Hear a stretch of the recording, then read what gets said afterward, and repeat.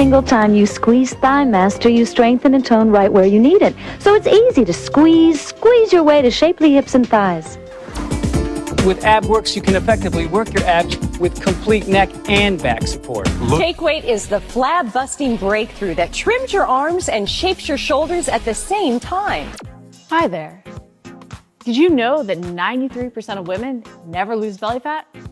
But I'm going to show you this one trick that doesn't involve any working out or any dieting, and it's going to help you lose 20 pounds instantly.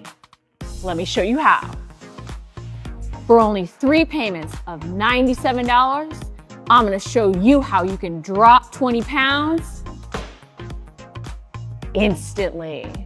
All right. Do you think those infomercials selling those old fitness products are as ridiculous as I do? What's the real reason why 93% of women never lose belly fat? Because it's really, really, really hard. And because when we feel like results aren't snowballing, when we don't see changes happening on the scale, we feel like the effort doesn't equal the outcome, and we quit. But to lose from those oh so stubborn areas, to lose that last little bit, we often need to keep going past the point we want to quit. We need to stay consistent, be precise with our nutrition and workouts, and not give up just because it feels like nothing's happening. Because the simple fact of the matter is, it's not easy to reach a new level of leanness, especially for the first time. And stubborn areas are stubborn for a reason. Literally, we may see fat being lost from everywhere else first before we shed the final bit. We may not see the scale change at all as we are actually getting leaner, but we will only lose that last little bit of stubborn belly fat if we don't quit or let little inconsistencies and 1% deviations from our plans start to add up. We've got to embrace the suck of doing something hard and outside our comfort zone, which is easier to do when we remember that what you do to reach a goal is not what you'll do to maintain it. While we don't want to sabotage our long-term success with fad diets or crazy 2-a-day workout routines, we do need to recognize that not everything we do will feel sustainable. There is a hard we have to push through before we then transition into maintenance and more of a lifestyle balance. So now that I've totally sold you on still pursuing your goal of achieving abs so that you can be that 7%, I want to share why some areas are so stubborn to lose from. Then I want to go over 2 main struggles you'll have to push through. And finally, I want to highlight 4 key tips that can make the 1% difference when you already have the fundamentals dialed in. So first, why are areas like our stomachs, especially often the lower abs and obliques, so hard to lose from? First off, our genetics do have an impact on where we store fat. And as women, we do have higher levels of body fat, and we need those levels to be higher than men to maintain hormonal balance. But that doesn't mean we still can't lose that stubborn fat to see that ab definition. This all just has an impact on what areas are most stubborn for us. It just means these areas we often want to change the most will be the last to go. And consistency for longer will be key. Sucky, but key. Fat loss from these areas, like specifically our love handles, lower abs, or even our hips, thighs, and butt, can be harder because there's generally less blood flow to these specific regions. Less blood flow makes it harder to mobilize and utilize fatty acids from these areas. And not only that, but these areas generally contain fat cells that don't respond as well to the fat loss process. Yup, there are different types of fat cells in our body, alpha and beta, and both respond differently to the fat loss process. Alpha cells respond better and accelerate the process, while beta cells don't respond as well and make it harder to lose the fat. Of course, guess which ones we tend to have more around our middle? Those annoying beta fat cells. But notice I didn't say they made it impossible to lose belly fat. It's why you have to truly go in prepared to be consistent and let time work its magic as you're precise in making sure those systems are working together. You can't out-exercise your diet if you want abs. You can't try to rush the process to see the scale change quicker. Both of those things will ultimately only sabotage your success. That's why I think it's key we go in with eyes wide open as to the struggles we may encounter when trying to get leaner. Because the more we almost oversell the negative to ourselves, the less challenging we may find the process because we're prepared for the struggles. We may even find ourselves thinking, that wasn't so bad, just because we knew it was going to pop up over being caught off guard. So in terms of the challenges, first, the areas you want to change the most will be the last to go. And even though you're progressing, you may feel like you look worse. You heard that right. You may actually feel like you look worse as you lean down. Where does your eye go when you look at those progress photos? The areas you want to change the most. And as I mentioned, those are the stubborn areas that are often the last to change. This means we'll often lose off of other areas first. As those areas get smaller, guess what looks bigger in comparison? that fat around our middle. Yet that area didn't gain. We just haven't lost from there yet. This is why we need to track measurements too from those other places. Seeing losses from those other areas can help us know we're on the right track and just need to stay consistent. So if you're feeling like you look worse and you've seen losses from other areas, you need to buckle down and keep going. Second, you're going to get burned out. Breaking a set point, getting leaner than you've gotten before will not be easy.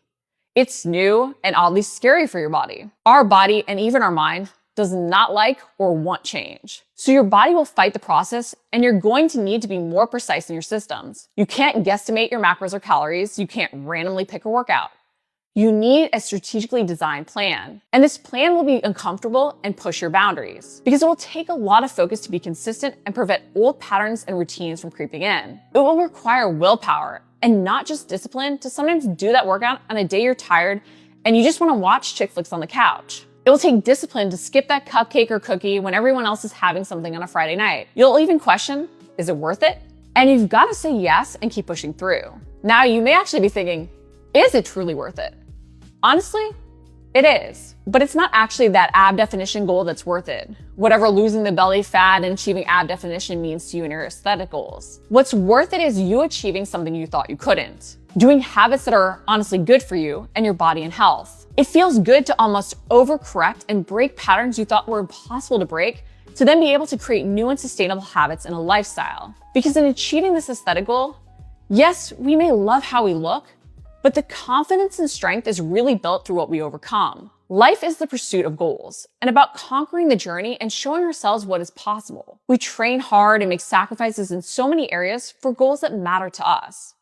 No shame in this being one of them. Honestly, I can tell you that so many clients that realize their strength in changing lifestyle patterns not only achieve amazing body recomp, but feel their most fabulous and confident inside and out of the gym. They see so many other wins, not only in their health and functional fitness, but also because they've gained pride in what they can push themselves to achieve, in the love and dedication they've shown this one body they have for this life. So if you're like, yes, this is a challenge I want. Yes, this is a pride I take in my body and I'm going to own my goals.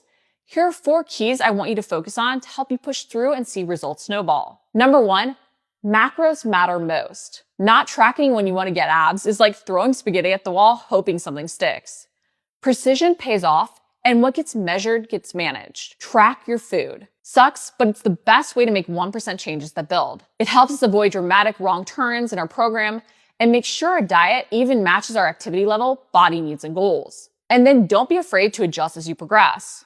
Too often when we're trying to lose fat, we turn to even just first cutting our calories lower. But when a client has only the last little bit to lose, I avoid cutting calories as much as possible. A bigger deficit often backfires and leads to more muscle being lost. Instead, we'll do more cycling of macros, especially going higher in protein. This is where those really high protein ratios of over 40% of your calories coming from protein pay off amazingly well, especially as you get older and even go through menopause. Number 2, progress your core work. You better learn to love core work.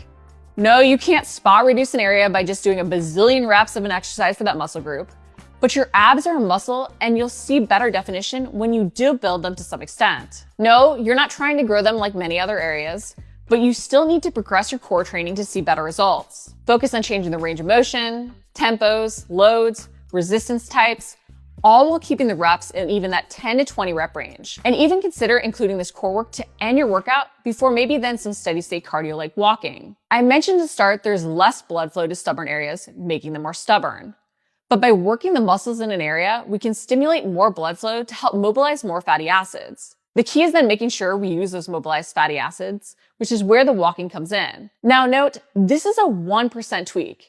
If your macros aren't already dialed in, if you aren't already following a clear workout plan, if you aren't already implementing proper recovery, this isn't going to be a magic fix to a broken system. Number 3, focus on quality. Honestly, this is quality in every component of the systems you're implementing. Because losing belly fat isn't about one magic food, one magic supplement, or one magic move. It's about quality in all of those systems working together. And it's about intentionality in your training and your fueling. You want to make sure you're focused on nutrient-dense foods. Yup, as much as I preach including foods you love, you'll see better results faster by focusing less on those fun foods and more on those nutrient-dense foods that help maintain hormonal balance, make you feel fuller, help you recover, and even have a higher thermic effect. This will make the fat loss process easier. Same goes for your workouts.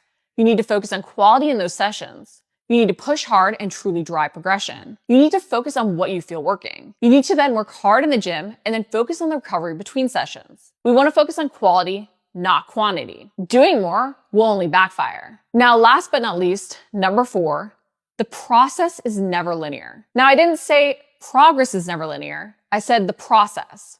You've got to embrace ebbs and flows. To lose that belly fat, you may not always be driving towards fat loss. Diet breaks, maintenance periods, times you back off to keep doing the minimum may be needed to ultimately achieve your goal. Self-control is like a gas tank. We can't let it hit empty while driving on the highway, or we're going to be in trouble. At points, you need to pull into that gas station and refill, ideally when the light even first comes on, to keep being able to move forward. Same thing goes for your fat loss goals. Sometimes you need to strategically back off to keep pushing forward. So know when burnout might become, I don't care and forget about everything, and proactively and even strategically plan in breaks. So if you felt like you'll never lose belly fat, stop writing off your body recomp goals. Yes, it is hard, but when we know the struggles, we can plan for them and prove to ourselves so much more than we thought was even possible.